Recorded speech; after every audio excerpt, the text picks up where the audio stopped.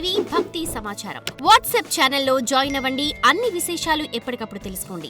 భాగవతాన్ని పఠనాత్ శ్రవణాత్లోకే ఎవరైతే కనుక పఠనం చేసినా శ్రవణం చేసినా సద్య వైకుంఠ ఫలదాయకం.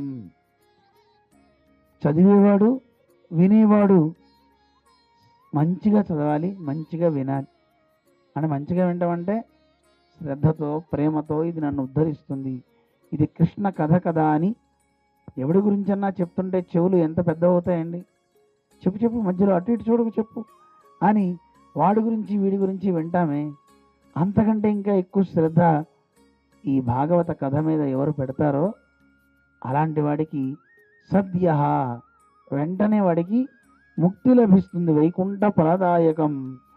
అలాంటిది సప్తాహంగా చేసుకుంటే ఇంకా ఎక్కువ ఫలం కలుగుతుంది అని అంటారు. అటువంటి గొప్ప ఫలాన్ని ఇచ్చేటటువంటి భాగవత కథని ఎలా ఆరంభమైందో దాని మహిమని చెప్తూ అందంగా మనకి వర్ణిస్తాడు సూతుడు. ఒకసారి నారదుడు, ఇందాక చెప్పాం కదా బదరికాశ్రమం వెళ్ళి బాధపడ్డాడని, సౌనకాది ముళ్ళంతా అడిగారు సనత్ కుమారుడు, ఏమయ్యా శూన్యచిత్తోసి, ఎందుకు అలా ఉన్నావు, నీ మనస్సు అంతా శూన్యంగా ఉంది, గత చిత్త పోయిన ధనం కలిగిన వాళ్ళలాగా ఏమిటా అలా ఉన్నావు, గత విత్తో యథా జన, డబ్బు పోయిన మనుష్యులు ఎలా ఏడుస్తారో అలా ఉందా నీ మొహం, శూన్యచిత్తోసి, ఎందుకు మనస్సులో ఖేదం ఉంది, దుఃఖం ఉంది, చెప్పు నీ బాధ ఏమిటి, ఎప్పుడు ఇలా ఉండవే అని అడిగారట నారదుడిని సనత్ కుమారుడు. అడగగానే అప్పుడు ఆయన చెప్పడం ఆరంభించాడు, అయ్యా ఈ భూలోకంలో పర్యటించానని, త్రిలోక సంచారిణి కదా, అలా భూలోకానికి వచ్చినప్పుడు అన్ని క్షేత్రాలు వెళ్ళా, ఎక్కడ చూసినా మంచి అనేది లేనే లేదండి, అంతా కల్కం, అబద్ధం, ప్రతివాడు మోసం చేయడమే, పైకి నవ్వుతున్నాడు లోపల ఉండాల్సిన కుళ్ళంతా ఉంటుంది, ఎక్కడ ధర్మం లేదు. అలాగే వేదాన్ని అమ్ముకునే వాళ్ళు ఉన్నారు, అట్టశూలాహ అంటే అన్నాన్ని అమ్ముకునే వాళ్ళు ఉన్నారు, శివశూలా ద్విజాతయ అంటే వేదాన్ని అమ్ముకునేవారు ఉన్నారు. ఏమండి ఇదేం వడ్డూరండి, ఎవరన్నా బాటసారి కనపడితే వారికి భోజనం కడుపు నిండా పెట్టి పంపించే రోజులవి. కానీ ఆ కాలంలోనే అన్నాన్ని అమ్మే విక్రయశాలలు వచ్చేసినట్టండి, అన్నాన్ని అమ్మకూడదటండి, అది దోషం. ఇక నీళ్లను కూడా బాటిల్స్లో మనం ఇప్పుడు అమ్ముతున్నాం కదా, ఇలా అమ్మేటటువంటి వ్యక్తులు తయారయ్యారు. ఎన్నో రకాలైనటువంటి పాడు పనులు అవుతున్నాయి. కామ్య కేశశూలిన్య అంటూ కాముకులు ఎంతోమంది అయిపోయారు. ఎక్కడ చూసినా ఇబ్బందిగానే అనిపించింది. అలా నేను సంచరిస్తూ యమునా నదీ తీరానికి వెళ్ళా, బృందావనం. అక్కడికి వెళ్ళేసరికి నాకు ఒక ఘట్టం కనపడింది. ఒక స్త్రీ 2 పిల్లల్ని ఒళ్ళో పెట్టుకొని ఏడుస్తుంది. ఆవిడ తల్లిట, వాళ్ళిద్దరూ శిశువులట. వాళ్ళకి సపర్యలు చేసేవారు వందలాది మంది విసురుతూ ఉన్నారు. అయినా ఆవిడ ఏడుస్తూ ఉంటే నేను చూసా, నన్ను చూసింది. భో సాధు క్షణం తిష్ట, ఓ సాధువా ఒక క్షణకాలం ఉండు, మాకున్న బాధను తొలగించు అని నన్ను ప్రార్థన చేసింది.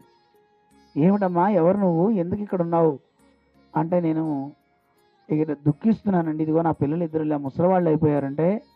అమ్మ లోకంలో ఎక్కడైనా తల్లి యవ్వనవతిగా ఉండి పిల్లలు ఇలా ముసలివాళ్ళు అవుతారా? అవుతారండి. వాళ్ళు నిజానికి యవ్వనంలో ఉన్నవాళ్లే, మేము 3 యవ్వనంలో ఉన్నాం, కానీ మాకు ముసలితనం ప్రాప్తించింది. ఎందుకు? కలి ప్రభావం చేత.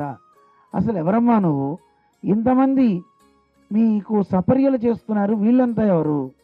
అప్పుడు చెప్పింది ఆవిడ, అయ్యా నన్ను భక్తి అని పిలుస్తారు, భక్తి రీతి ఖ్యాత, నన్ను భక్తి అని పిలుస్తారు. మరి వీరిద్దరూ ఎవరు అంటే జ్ఞాన వైరాగ్యాలు వీళ్ళిద్దరూ. మనిషికి చూడండి ఎప్పుడు విలువ కలుగుతుంది అంటే అన్ని విషయాలు తెలియాలి, సామాన్యమైన విషయాలు కాదు, ఆత్మజ్ఞానం గురించి తెలియాలి, నేనెవరు అని తెలియాలి. నన్ను ఇక్కడ తీసుకొచ్చి కూర్చోబెట్టినటువంటి ఆ లోపల ఉండేవాడెవడు, వాడి గురించి కూడా తెలియాలి. తెలిస్తే అప్పుడు వాడు గొప్పవాడు అవుతాడు.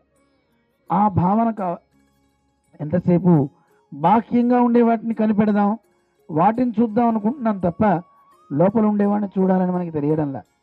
అలాంటి ఆ లోపల తత్వాన్ని తెలుసుకునే ఆధ్యాత్మిక విధులు కొంతమంది ఉంటారండి.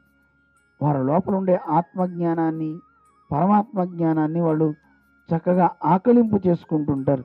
అలా ఆకలింపు చేసుకున్నానే జ్ఞానం అంటారు. అంటే ఎవరి గురించి తెలిస్తే వాడు గొప్పవాడవుతాడో ఆ జ్ఞానం కావాలి. జ్ఞానం కలవాణి జ్ఞాని అంటారు.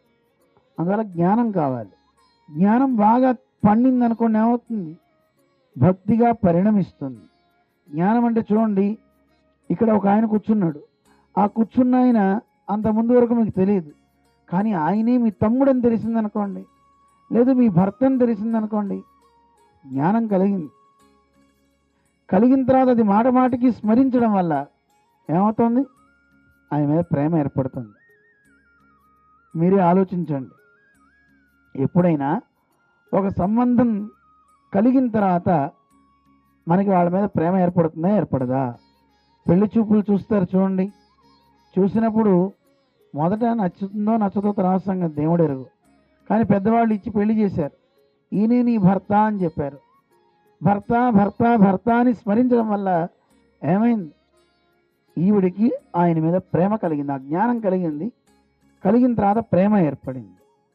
ఆ ప్రేమతో మనిషి ఉండలేక ఏదో ఒకటి చేద్దాం, ఏదో ఒకటి పెడదాం అనిపిస్తుంది ఆవిడకి. ఆవిడ తినకపోతే వీడు ఉండలేడు. ఆవిడకి ఏదో ఒకటి చేయాలి చేయాలి చేయాలనిపిస్తుంది కదా. అందువల్ల జ్ఞానం దేనిలోకి పర్యవసిస్తుంది? భక్తిలోకి పర్యవసిస్తుంది అనమాట. ఆ భక్తి ఉన్న తర్వాత, బాగా ప్రేమ ఏర్పడిన తర్వాత, నువ్వు ఎవరిని ప్రేమించావో ఆ ప్రేమించిన వ్యక్తి కంటే ఇతరమైన వాటిని చూడబుద్ధి కాదు. మీకు బాగా ఇష్టమైన పదార్థం ఒకటి ఉందనుకోండి, మిగతా ఎన్ని పదార్థాలు పక్కనున్నా వాటిని చూడరు. మనకి ఇష్టమైన దాని మీదకే వెళ్తుంది, దాన్నే తీసుకుంటుంది అనమాట. మిగతా వాటి జోలికి వెళ్ళట్లేదు అంటే దానికి పేరు వైరాగ్యము అంటారు.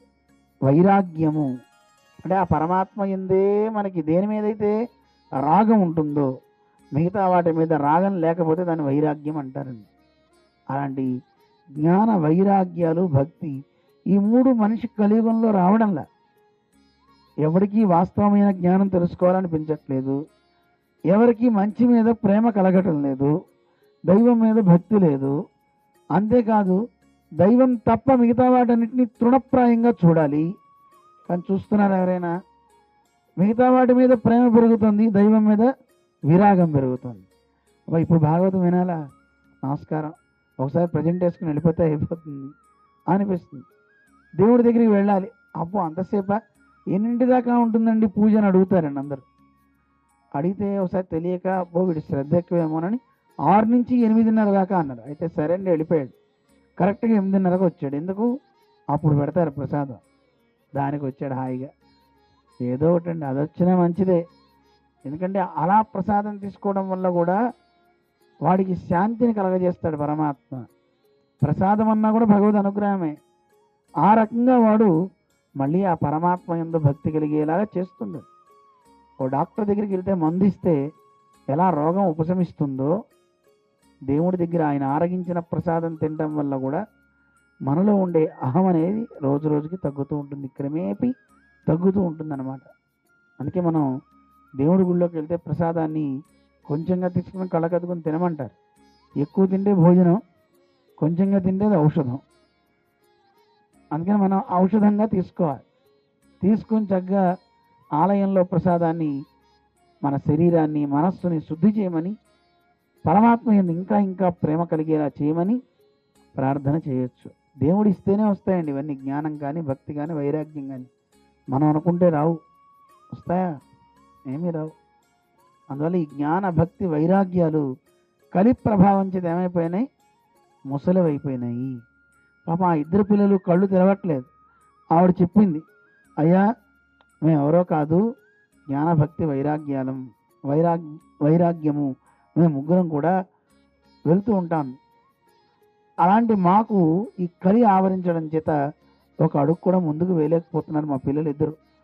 ఎలాగో మేము అందరం కలిసి అన్ని క్షేత్రాలు తిరిగాం, ఎక్కడికి వెళ్ళినా మాకు స్థితి మంచిగా లేదు. కానీ మేము పుట్టింది మాత్రం ద్రావిడ దేశంలో పుట్టాం.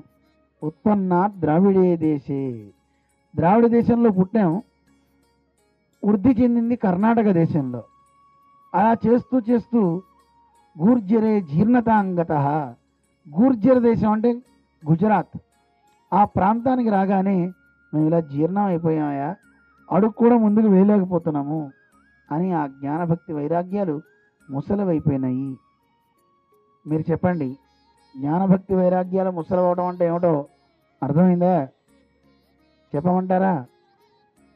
యవ్వనంలో ఉన్నవాడు ఎంతసేపు అయినా ఎగురుతాడు, పరిగెత్తాడు, నడుస్తాడు, దూకుతాడు. కాస్త వయస్సు మీద పడిన తర్వాత పరిగెత్తగలుగుతారా? చూడగలుగుతారా? తినగలుగుతారా? కూర్చోగలుగుతారా? అడుగు కూడా ముందు వేయలేని దశ ఏర్పడుతుందండి. శరీరం కంపిస్తూ ఉంటుంది. కర్ర పట్టుకుని నడవాలి. కర్ర ఉన్నా కూడా నడవడానికి వీలు కాకుండా బుర్ర తిరుగుతూ ఉంటుంది. అప్పుడు ఏమిటి మనిషి స్థితి? ఎవరో ఒక ఆలంబనం కావాలి, లేదు కుర్చీలో కూర్చోబెట్టి తీసుకెళ్ళాలి. కష్టం. భక్తి జ్ఞాన వైరాగ్యాల స్థితి అలా అయిపోయింది, కదలటం లేదు. For more videos like this, subscribe Big TV channel.